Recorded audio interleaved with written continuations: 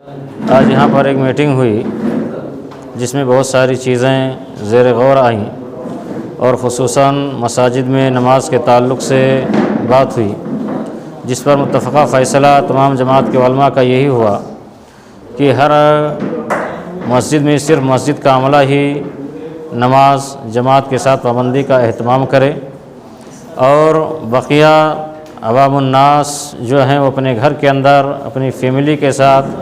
نماز کا اہتمام کریں، تراویح کا اہتمام کریں،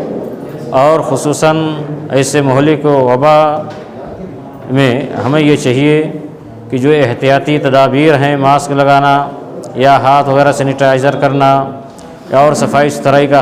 خاص خیال رکھنا، یہ تمام چیزیں بھی ہمیں کرنی چاہیے۔ اس کے باوجود بھی اگر ہم بیمار ہوتے ہیں تو یہ قضاء اور قدر کا معاملہ ہے، اور اللہ رب العالمین کی اس قضاء اور قدر پر ہمیشہ ہمیں راضی اور خوش رہنا چاہیے، اور اس ماہ مبارک میں خصوصاً اللہ رب العالمین کی طرف ہمیں رجوع کرنا چاہیے، گناہوں کی معافی مانگنی چاہیے، استغفار کرنا چاہیے، رو رو کر کے گڑ گڑا کر کے اللہ رب العالمین سے اس وبا کے خاتمے کی درخواست کرنی چاہیے۔ الحمدللہ تمام علماء نے جو فیصلہ کیا ہے بہتر کیا ہے، چونکہ گورنمنٹ کے گائیڈ لائن کے تحت ہم سب کو رہنا چاہیے، اس لیے کہ ہم جس ہندوستان میں جس ملک میں رہتے ہیں اس ملک کے جو فیصلے ہوا کرتے ہیں اس کے ساتھ ہم سب کو بھی رہنا بہت ضروری ہے۔ مسجدوں میں سوشل ڈسٹینسنگ کے ساتھ جو کمیٹی مسجد پڑھنے کا نماز طے کیا جا رہا ہے، بس اتنے ہی 5 افراد یا گورنمنٹ کا جو حکم ہے اس حساب سے پڑھیں، اور جہاں تک ہو سکے صرف مسجد ہی نہیں بلکہ مارکیٹ ہو یا کہیں بھی نکلو تو اپنا ماسک ضرور لگا لیں، اور جہاں تک ہو سکے بلا وجہ باہر نکلنے سے ہی بچیں، اس لیے کہ اگر ہم سیف ہیں تو انشاءاللہ پورا جہاں ہمارے لیے سیف ہیں، ہمیں خود ہی نہیں تو ہمارے لیے کچھ بھی بہتر نہیں۔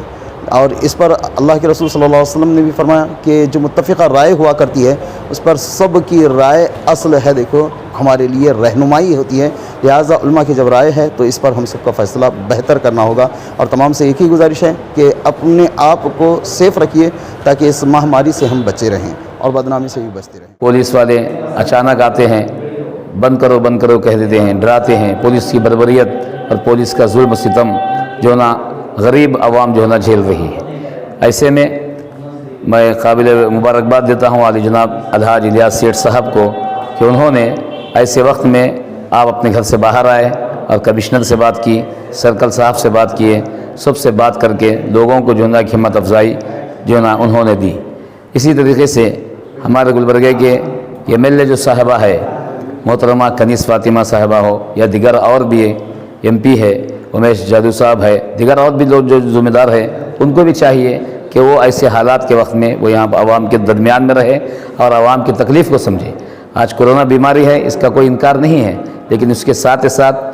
جو غریب لوگ جو ہیں اس سے پریشان ہیں، چھوٹے چھوٹے کاروباری پریشان ہیں، قرضوں میں مبتلا ہیں، لہذا ہم عوام الناس سے بالخصوص تجار سے بھی ہم ادباً گزارش کریں گے کہ ایسے ماحول میں آپ اپنے اموال کی صحیح معنوں میں زکوٰۃ نکالیں، غریبوں تک جو ہے نا زکوٰۃ کی اموال سے ان کی مدد کریں، اور جو پیشنٹس ہے جو غریب ہے، جو انجیکشن خرید نہیں سکتے، ویکسین خرید نہیں سکتے اور جو ہے نا گیس خرید نہیں سکتے، ایسے لوگوں کی مدد کریں، اور ڈاکٹروں سے بھی ہماری گزارش ہے کہ وہ جو ہے نا غریبوں کے لیے رعایت کریں، رعایت کرتے ہوئے کام کریں تو اللہ تعالیٰ دنیا میں بھی اس کا اجر دے گا اور آخرت میں بھی اللہ تعالیٰ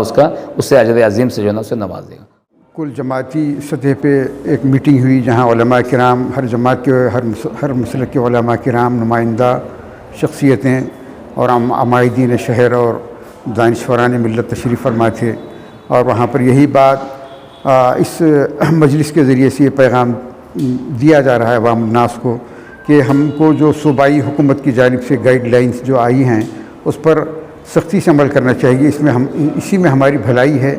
اور پھر یہ نہیں ہے کہ ہم شریعت مطہرہ کے پر عمل کرنے کے لیے اس میں لوگوں سے یا حکومت سے ڈر کے کچھ کرنا ہے، اس میں نرمی، ایسا نہیں ہے، بلکہ شریعت میں خود جیسے بھی علماء کرام کی یہ بات آئی ہے کہ شریعت مطہرہ میں خود یہ مزاج اللہ نے رکھی ہے کہ وہ حالات کے اعتبار سے رہبری کرتی ہے شریعت مطہرہ اپنے ماننے والوں کو، جیسے کہ نبی کریم صلی اللہ علیہ وسلم کا واضح ارشاد ہے کہ اللہ رب العزت جہاں عزیمت پر عمل کرنے سے خوش ہوتے ہیں اتنا ہی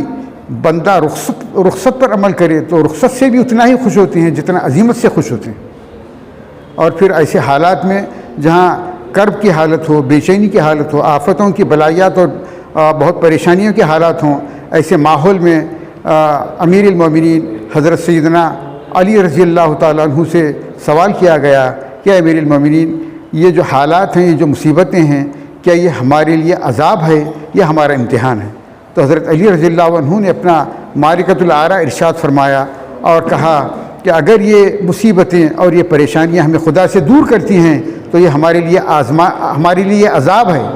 اور اگر یہ آزمائشیں اور یہ پریشانیاں ہمیں اللہ کے قریب کرتے ہیں، توبہ و استغفار پر ہمیں آمادہ کرتی ہیں، تو یہ ہمارے لیے امتحان ہے، اور یہ امتحان نیک لوگوں کا لیا جاتا ہے۔ آج یہاں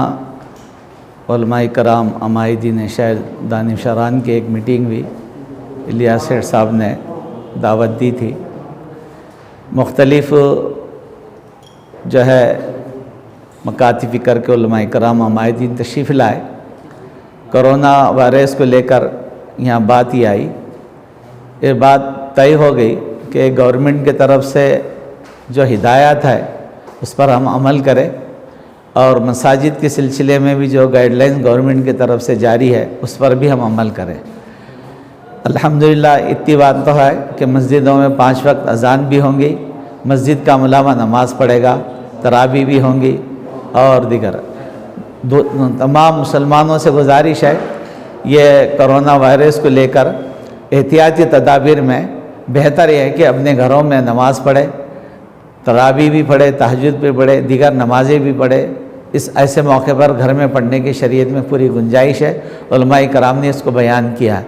ہماری جو ہے گزارش ہے تو نمازوں کے اہتمام کے ساتھ جو وبا ہے اس کے سلسلے میں اللہ تعالیٰ کی طرف رجوع کرے، توبہ کرے اور صدقہ خیرات کرے، سب کچھ اللہ کے قبضے میں ہے۔ ایک اور میں تمام انسانوں سے یہ گزارش پیش کرتا ہوں کہ موت حیات اللہ کے ہاتھ میں ہے، ہم ضرور تدابیر جو ہے اختیار کریں، احتیاط برتے، لیکن گھبرائے نہیں، خوف نہ کھائے۔ زندگی اور موت اللہ کی ہاتھ میں ہے، تو اس سلسلے میں علاج معالجہ کرائے۔ گورنمنٹ کی جو بھی قانون بنتا ہے ہم اس کی عزت کرنا چاہیے، کیونکہ یہ جو بھی بنتا ہے قانون ہمارے لیے بنتا ہے، ہماری سیفٹی کے لیے، ہمارے لیے ہی، ہمارے فائدے کے لیے یہ قانون بنتا ہے، تو اس پہ ہم کو عمل کرنا ضروری ہے۔ کیونکہ لاسٹ ایئر کی جو وبا تھی